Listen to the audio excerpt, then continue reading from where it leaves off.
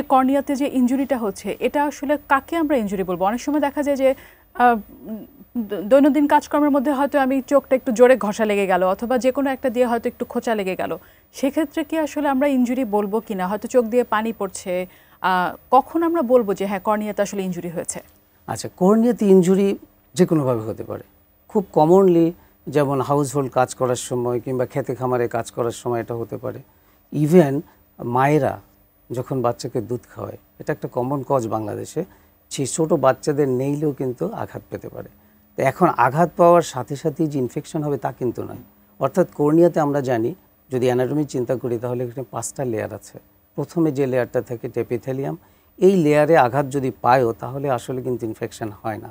এই লেয়ারটা 24 ঘন্টার মধ্যেই ভালো হয়ে যায় যদি সঠিক চিকিৎসা দেওয়া যায়।